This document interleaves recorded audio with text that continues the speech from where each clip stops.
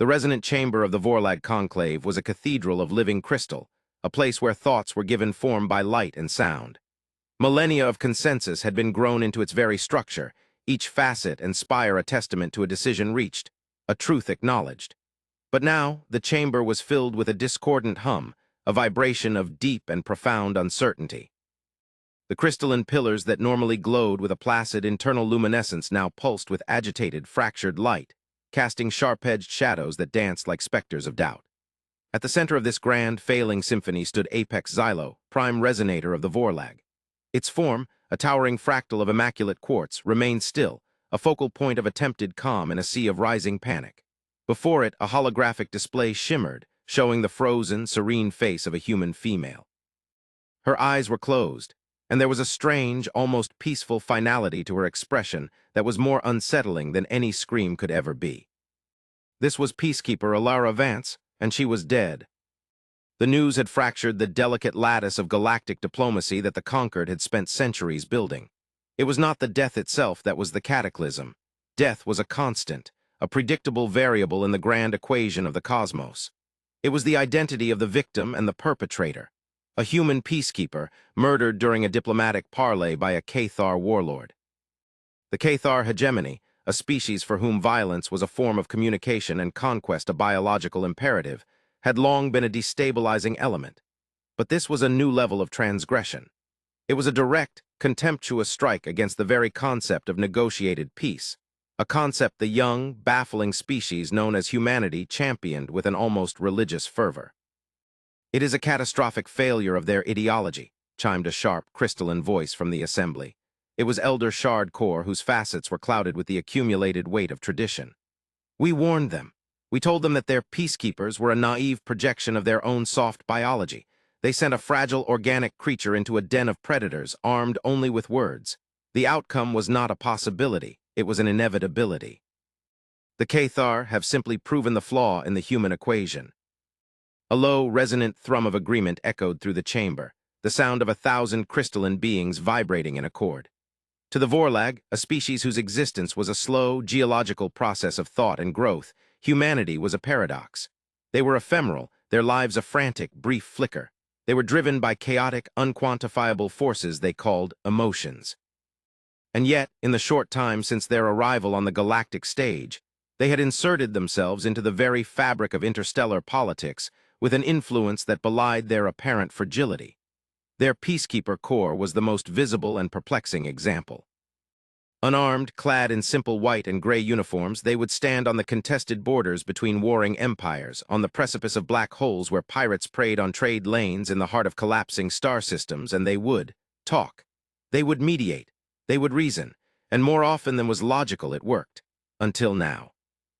Apex Xylo let the dissonant chorus fade before speaking, its own voice a pure harmonic tone that seemed to momentarily realign the fractured light in the chamber. "Your logic is sound, Elder Core, but your conclusion is incomplete. You assess the event, but not the context. The Cathar did not merely kill a diplomat. They made a statement. They tested not just human resolve, but the resolve of the entire conquered. They believe our commitment to peace is a synonym for weakness." A shimmering portal of light opened in the air beside the central dais. The imposing, brutal form of a Cathar emissary materialized.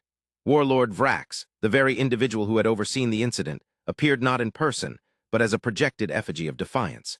His holographic form was massive, clad in jagged armor forged from the carapaces of his fallen enemies. His reptilian eyes, burning with cold fire, swept across the Vorlag assembly with undisguised contempt. "Weakness is the precise word, Prime Resonator," Vrax's voice boomed, a guttural rasp that grated against the delicate crystalline structures of the chamber. "Your conquered deliberates while empires burn. You trade pronouncements and sanctions that have all the force of scattered dust. Humanity sent us one of their bleeding lambs, and we have shown them what happens when lambs stray into the territory of wolves. Let this be a lesson to all. The Cathar hegemony carves its destiny with claws and fire, not with empty words." Elder Core's light flared with indignation. "You violate sacred diplomatic ground, warlord. You murder an emissary under a banner of truce. Such an act is beneath even your barbaric standards. It is an act without honor." Vrax let out a short, harsh bark of laughter that sounded like rocks grinding together. "Honor? Honor is strength. Honor is victory. Your sacred ground was a barren moon chosen by the human to project her weakness. She thought a neutral setting would protect her. It only ensured there were no witnesses to her folly. We have claimed the sector. We will claim others. What will you do, conclave of glass? Vibrate with disapproval. What will the fleshy mammals of Earth do? Send another to die. The warlord's image crackled with self-satisfaction. He was goading them, flaunting his impunity. And in the silence that followed his challenge, a deeper fear began to coalesce within Apex Xylo. It was the silence from the humans that was the most unnerving. In the hours since Peacekeeper Vance's death had been confirmed, there had been nothing from Earth or its colonies. No diplomatic communiques, no fleets mobilizing at their borders, no angry pronouncements or threats of retaliation. There was only a profound, absolute, and unnerving quiet. It was an empty space in the galactic conversation, and its void was more terrifying than any declaration of war. "Your arrogance precedes you, warlord," Apex Xylo stated, its tone remaining level, a feat of immense internal control. "Humanity is a member of this conquered. An attack on one is an attack on all. You have forced our hand." "Your hand holds nothing but hollow treaties," Vrax sneered, his hologram beginning to dissolve. "When humanity finally decides to respond, tell them we will be waiting. We have a collection of skulls to which we would be honored to add more." The portal of light snapped shut, leaving behind only the lingering echo of his brutal voice and the deep, unsettling quiet that had defined the human response. The silence in the chamber returned, heavier and more oppressive than before. The discordant humming of the assembly intensified. Panic was a foreign concept to the Vorlag, an illogical cascade of system failures. But this feeling, this cold, creeping certainty of a vast, unperceived variable about to be introduced into a stable equation, was something akin to it. Apex Xylo turned its focus inward, accessing the Conclave's archives, replaying every interaction the Vorlag had ever had with humanity. They were a species of contradictions. They had gifted the Conquered with medical technologies that could regenerate entire limbs for carbon-based life forms, yet their own history was a litany of self-inflicted violence on a planetary scale. They composed music of such sublime, mathematical beauty that it could make a Vorlag's crystalline structure resonate with pure, transcendent emotion, yet they were capable of acts of profound, irrational cruelty. They had built the Peacekeeper Corps, an institution seemingly born of the highest ideals, yet they maintained warships of considerable power, fleets that lurked in the nebulae of their own territory, silent and untested. The Vorlag, and indeed the entire Conquered, had classified humanity as a subprime aberration, a species with high technological potential but crippled by emotional instability and a tragically short lifespan. They were not seen as a major strategic threat or a key political player. They were novel, interesting, occasionally useful, but ultimately they were considered children in the grand scheme of galactic history, their ideals of peace a charming but hopelessly naive fantasy. The Cathar had operated on this assumption. They had swatted a fly, expecting no more than an indignant buzz. But the silence from Earth suggested a different reaction entirely. It was the silence of a deep ocean predator before it strikes. It was the silence of a storm gathering its energy beyond the horizon. It was a calculated absence of response, and every passing moment of it wound the tension in the galaxy tighter. "Prime Resonator," came the softer chime of a younger Vorlag, a strategist named Lyra whose facets were still clear and unclouded by eons of dogma. "Our long-range sensors on the Terran border are reporting nothing, no fleet movements, no heightened energy signatures. Communications are running at normal levels. It is as if they are not aware of what has happened." "They are aware," Apex Xylo resonated, the certainty in its tone cutting through the chamber's disquiet. "Their information networks are as sophisticated as our own. They know. Their lack of a visible response is the response itself. They are not preparing for a battle. They are preparing for something else." The Vorlag mind, a being of pure logic, struggled with the concept. A response to aggression should be symmetrical. A threat, a mobilization, a demand for reparations. This was a null set. It was an action defined by its own negation, and it was deeply, fundamentally wrong. Xylo felt a tremor run through its own crystalline form, a resonance of something it had not felt in millennia. It was the cold, sharp feeling of a predator realizing it had misjudged its prey, of discovering that the placid herbivore it had been observing for so long might, in fact, have teeth of its own. The hours bled into a day. The Conquered held emergency sessions, a cacophony of voices from a dozen species, all offering theories, threats, and empty platitudes. The bird-like avians shrieked for sanctions. The amorphous Cygnian Veiltenders proposed a commission of inquiry. The silicon-based Grawl, ancient rivals of the Cathar, rumbled about opportunistic border skirmishes. It was the predictable, chaotic dance of a coalition held together by fear and self-interest. And through it all, Earth remained silent. The human delegates to the conquered did not attend the sessions. Their embassies were locked. Their communication channels broadcast nothing but a simple, open carrier signal, a sound of pure, empty static. Then, just as the second cycle of debate was to begin, a single unencrypted message was broadcast across all conquered channels. It was not a grand declaration or a formal address. It was a single unaccompanied vessel, a small human diplomatic courier, requesting permission to approach the conquered's capital station, Citadel Prime. It was not a warship. Its energy signature was negligible. It carried no discernible weapons. It was, by all accounts, the most non-threatening gesture imaginable. And to Apex Xylo, it was the most terrifying thing it had ever witnessed. The Cathar had thrown a rock. They had expected a rock in return. Instead, humanity had sent a feather. And the sheer, horrifying asymmetry of the response spoke of a confidence so absolute it transcended the need for threats. The feather was not a sign of peace. It was a sign of judgment. Permission was granted, of course. The entire conquered held its collective breath.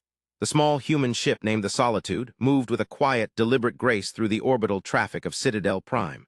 It was a stark, minimalist design, a sliver of dark gray against the glittering backdrop of the station. It ignored the designated military docks and proceeded to the central spire, the diplomatic wing, a place it had no right to be without a formal escort. No one stopped it.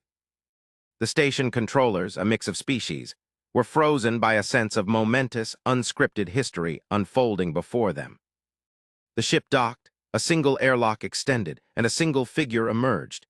He was an older human male, his hair the color of silvered frost. He wore the simple, unadorned uniform of a human diplomat, a stark contrast to the flamboyant regalia of the other conquered ambassadors. He walked with a slow, measured gait, his hands clasped behind his back. He was not flanked by guards. He was utterly, completely alone. He was brought before the Grand Assembly of the Conquered, a colossal amphitheater where the delegates of every member species sat in their designated pods. Apex Xylo and the Vorlag Conclave observed via their resonant chambers holographic link. The Cathar, as was their way, projected a new emissary, one even more decorated and arrogant than Vrax, to witness the humans groveling. The human walked to the center of the floor and stood there for a long moment, his calm gaze sweeping over the assembled powers of the galaxy. The silence was absolute, a vacuum of anticipation. When he finally spoke, his voice was not amplified, yet it carried to every corner of the vast chamber with perfect clarity.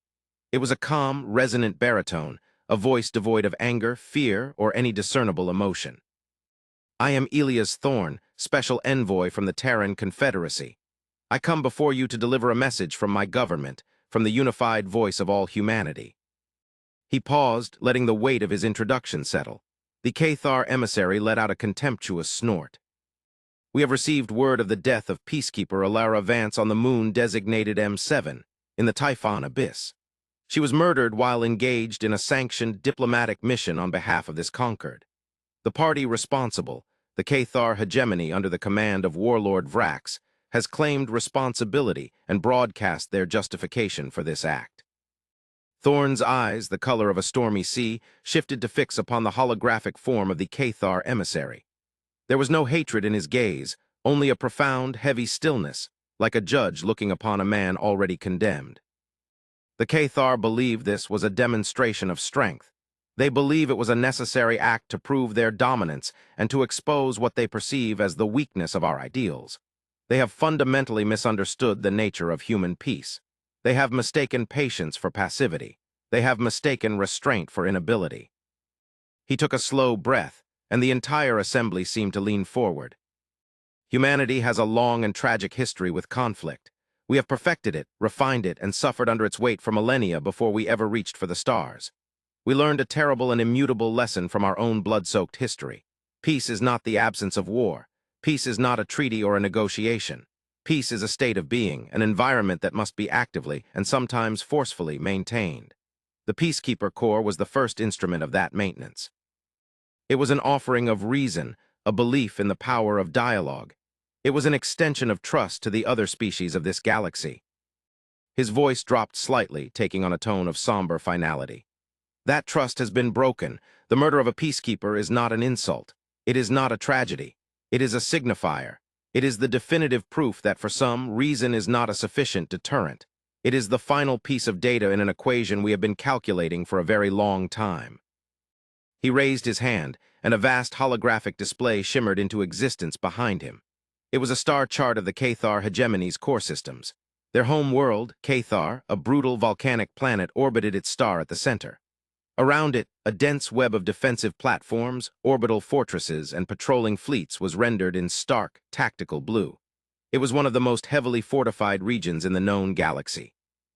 The Cathar believe we have come to demand justice, or perhaps to declare a war they are confident they can win, Thorne continued, his voice as steady as a rock. They are again mistaken. We are not here to declare a war.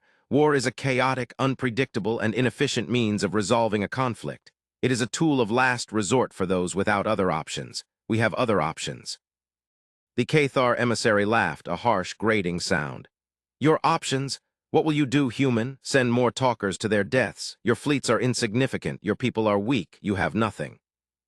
Ilias Thorne did not react to the insult. He simply looked at the star chart. The Cathar hegemony, and indeed many of you in this Concord, have made an assumption based on our short existence among you. You see our soft bodies, you note our brief lifespans, you observe our emotional natures, and you classify us as inferior or unpredictable. You have never considered that these perceived weaknesses are, in fact, the crucible in which our greatest strengths were forged. Our short lives taught us the true value of time and the urgency of progress. Our emotional capacity, while sometimes a failing, is also the source of our empathy, our art, and our unyielding resolve when a line is crossed. And our fragile bodies taught us to build better tools. With a simple, subtle gesture of his fingers, the star chart behind Thorne changed. The dense web of blue icons representing the Cathar's military might, their fleets, their defense platforms, their planetary cannons, all flickered. And then one by one they turned from blue to gray, not red for destroyed, not yellow for damaged, just gray, inactive. A murmur of confusion rippled through the assembly. The Cathar emissary's laughter died in his throat, his posture stiffening. What is this? Some kind of simulation? A pathetic attempt at intimidation? Thorne's gaze remained fixed on the Cathar. This is not a simulation. This is a live feed from our long-range observation network. Approximately 7 minutes ago, a cascading, non-destructive energy pulse was directed at every military asset within the Cathar hegemony. It was not an attack. It was a signal. A complex algorithm that infiltrated and overwrote the command and control systems of every ship, every station, and every automated weapon in your empire. Your fleets are adrift. Your guns are silent. Your defense grids are offline. Your entire military infrastructure has been rendered inert. You have not lost a single soldier, but you have lost your ability to wage war, utterly and completely. The silence that fell upon the Grand Assembly was heavier than a dying star. It was a silence born of pure, paradigm-shattering shock. Apex Xylo felt the resonance of its own being stutter. This was impossible. The Cathar security networks were infamous, layered with quantum encryption and biological fail-safes. To bypass them all simultaneously without a single shot fired, it was not warfare. It was something else entirely. It was like a god reaching down and simply turning off a child's toys. The Cathar emissary was trembling, its reptilian face a mask of disbelief and rage. Lies, this is a trick. Our warriors would. Your warriors can do nothing, Thorne interrupted, his voice for the first time carrying a sliver of ice. They can issue no commands. They cannot fire their weapons. They cannot even activate their engines. We have left them with life support and local communications so that they may contemplate their new reality. But their capacity for organized violence on an interstellar scale has been surgically and permanently removed. He turned his gaze back to the wider assembly, to the stunned faces of the avians, the wavering forms of the Signian Veil tenders, the stony silence of the Grawl. You see, you all misunderstood the declaration we sent. Our message was not that we were entering a final conflict. Our message was that because of what you have done, the final conflict has begun. It is not a war against the Cathar. It is a war against the very concept of galactic warfare itself. It is a war against the idea that might makes right, that the powerful can prey upon the weak, that the murder of a peacekeeper is an acceptable tool of statecraft. Today, it is the Cathar. Tomorrow, it will be any who follow their example. We will not conquer you. We will not rule you. But we will not allow you to burn the galaxy down around us. This was the reveal, the hidden depth of humanity. They were not naive children. They were ancient, weary parents who had seen the worst of their own nature and had spent centuries building a system to ensure it could never again threaten their extinction. And now they were applying that system to the galaxy at large. The peacekeepers were not just diplomats, they were scouts. They were data-gathering instruments, sent to every corner of the galaxy to talk, to listen, and to learn. To learn the languages, the politics, the customs, and the technologies. They had been mapping the galactic nervous system, learning its vulnerabilities, not for conquest, but for control. For the enforcement of a peace so absolute it bordered on theological. This is a violation of sovereignty, the avian delegate squawked, its feathers ruffled with fear. You have unilaterally disarmed a sovereign power. It is an act of supreme aggression. An act of supreme aggression was the murder of Alara Vance, Thorne replied, his voice unyielding. What we have done is an act of supreme pacification.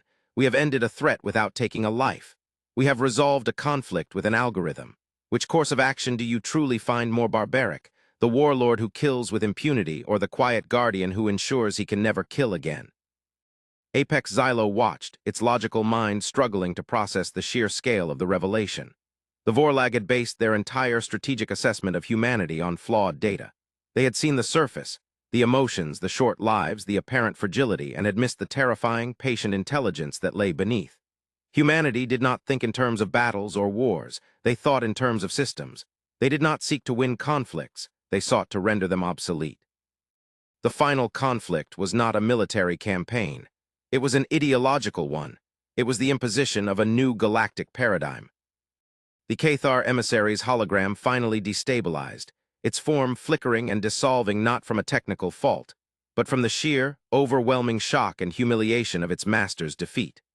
He was gone, and in his place, a new galactic order was being born, one dictated not by the strongest arm, but by the most intelligent code. Elias Thorne stood alone in the center of the chamber, a single, calm man who had just checkmated an empire without moving a single warship. He looked up at the assembled delegates, his expression not of triumph, but of profound, weary sadness. Peacekeeper Vance was not just a symbol. She was our daughter, our sister, our friend. Her death was not a political calculation for us. It was a wound. But we do not respond to wounds with blind rage. We respond with resolve. We have honored her sacrifice by ensuring that no one will ever be in a position to make such a sacrifice necessary again. The choice is now yours. You can live in a galaxy where conflicts are resolved by dialogue and mutual understanding, under the quiet watch of a power that will not allow for unrestrained violence. Or you can test our resolve further. We sincerely hope you choose the former. The final conflict has begun. It will end only when the possibility of another galactic war has been extinguished forever. He bowed his head slightly, a simple gesture of finality, and then turned and walked from the chamber, leaving behind a silence filled with the deafening sound of 1,000 assumptions being shattered at once. In the aftermath, the galaxy held its breath, and then slowly, cautiously began to change. The Cathar hegemony, its warrior caste rendered impotent, collapsed into civil strife before being forced to accept conquered oversight and a new, demilitarized government.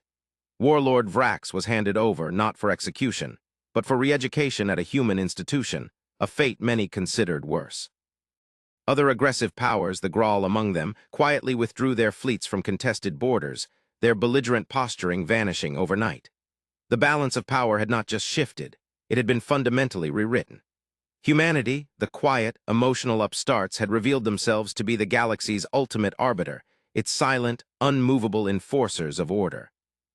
Apex Xylo requested a private audience with Elias Thorne. The meeting took place not in the grand chambers of the Conquered or the Vorlag Conclave, but aboard the human ship Solitude, in a simple, quiet room that was more of a library than a diplomatic hall. The walls were lined with physical books, an archaic and inefficient data storage method that the Vorlag found bizarrely fascinating. Thorne sat opposite the shimmering holographic projection of the Apex, a cup of steaming liquid in his hands. He looked older now, the weight of his actions etched into the lines on his face.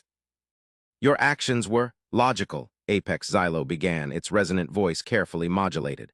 From a certain perspective, you identified a systemic threat and neutralized it with overwhelming, non-lethal force. The efficiency is undeniable, but the implication is profound. You have appointed yourselves the guardians of galactic peace, a role no one granted you. Thorn took a slow sip from his cup before answering. A role no one else was capable of fulfilling. We observed the conquered for decades. We saw the endless cycles of posturing, the temporary truces, the inevitable betrayals. We saw a galaxy caught in a loop of self-interest and fear. You call it a violation of sovereignty. We call it ending a cycle of suffering. We did not ask for this role, but our history, our very nature, prepared us for it. We know the appeal of the sword better than anyone. That is why we are the only ones who can be trusted to keep it sheathed. The Vorlag leader processed this. The human argument was not based on superiority, but on a form of galactic paternalism born of hard-won wisdom. It was arrogant, yet strangely compelling. Your peacekeepers, we now understand. They were never just diplomats. They were sensors, probes, sent out to gather the very data you used to disarm the Cathar. They were both, Thorn corrected gently. They were our hope and our contingency. Every peacekeeper knew their mission was twofold. First, to succeed through dialogue to build the trust we hoped would be enough. Second, if they failed, to provide the understanding we would need to impose a peace that dialogue could not achieve. Alara Vance succeeded at both. Her life was a testament to our hope. Her death was the trigger for our contingency. A heavy silence settled in the room, a space of understanding between two vastly different forms of life. Apex Xylo, a being of crystal and light, and Elias Thorn, a creature of flesh and blood, had found a point of common resonance. There is another reason I requested this meeting, Xylo finally continued, its crystalline form pulsing with a low, troubled light. In the wake of the Cathar's pacification, we have been reviewing all data related to the Typhon Abyss, where Peacekeeper Vance was killed. Our own deep-range observatories had noted anomalies in that sector. Faint, structured energy signals, too weak to be properly analyzed. We classified them as stellar background noise. Thorn's calm expression tightened. He set his cup down, his eyes locking onto the apex. Ilara was an astrophysicist before she joined the Corps. It was why she was assigned to that post. The Cathar border dispute was a cover for her true mission. A cover, Xylo resonated, a new, cold apprehension beginning to form within its consciousness. The signals were not background noise, Thorn said, his voice low and grave. He gestured to a wall which dissolved to reveal a star map of their local galactic cluster. At the very edge, far beyond the rim of their own galaxy, a single point of light was blinking with a faint, rhythmic pulse. The signals are ancient, and they originate from outside the Milky Way. They are structured, complex, and they are a warning. He brought up a fragment of translated data. It was not words, but pure mathematics, a language even the Vorlag could understand. It was a sequence describing the life cycle of a star, the formation of planets, the emergence of complex life, the development of civilization, and then a sudden, abrupt end. A variable that resolved every equation to zero, a universal constant of extinction. Ilara believed she was on the verge of decoding the core message, Thorn explained, his voice filled with a sorrow that was now layered with something far more vast. The Cathar attack, Warlord Vrax did not just murder a woman. In his petty lust for a barren moon, he destroyed a specialized sensor array she had spent months calibrating. He blinded us at the most critical moment. Her last transmission, sent moments before her death, contained only this fragment. He highlighted a final, chilling sequence of the alien message. It was a repeating wave pattern, a dirge broadcast across the intergalactic void. The translation was rudimentary, based on universal concepts of entropy and information decay. It speaks of a great silence, Thorn whispered, the words seeming to hang in the air like dust motes in a sunbeam. A wave, a force, a presence, something that moves from galaxy to galaxy. It doesn't conquer, it doesn't communicate, it erases. It consumes not just life, but information itself, leaving nothing behind but absolute thermodynamic equilibrium. The civilization that sent this message died broadcasting it, hoping someone somewhere would hear. They have been silent for 2 million years. The resonant chamber of Apex Xylo, light years away, dimmed as if a shadow had passed over its parent star. The political squabbles of the Cathar, the delicate balance of the conquered, the stunning revelation of human power, all of it felt infinitesimally small, rendered meaningless in an instant. The true threat had never been from within. The final conflict, Apex Xylo chimed, the realization crystallizing within its mind with perfect, terrible clarity. It was never about us, was it? It was not about ending our petty wars. Elias Thorn looked at the map of the void, at the silent, lonely warning from a ghost galaxy. His face was a mask of grim determination. Ending our internal conflicts was merely the first necessary step. You cannot fight a hurricane when you are busy trying to kill each other in a lifeboat. We had to impose order. We had to unify the galaxy by force if necessary. Because we need every mind, every ship, every world working together. The final conflict is not a war to make the galaxy peaceful. It is a war to keep it from going silent. The human envoy stood and walked to the viewport of his small, quiet ship. He looked out at the stars, at the beautiful, glittering spiral of the Milky Way, a home he had just bound together in a chain of enforced peace. But his gaze was fixed on the darkness between the galaxies, the vast, empty spaces where the real enemy was waiting. Apex Xylo, for the first time in its long existence, felt a true, logical, and profound sense of fear. It was not the chaotic panic of a lesser being, but the cold, clear understanding of an imminent and overwhelming threat. It had feared humanity's unpredictable nature, only to discover that humanity was the galaxy's only hope. They were not the chaotic variable in the equation. They were the ones who had seen the full equation all along, and had been preparing for an answer that no one else had even known to look for. The silence from Earth had not just been a prelude to judgment. It had been the silence of a species shouldering a burden too terrible to speak of, until everyone was ready to listen. And now, as the galaxy stood united in a new, enforced peace, it was finally time to listen to the silence between the stars. The true war was about to begin.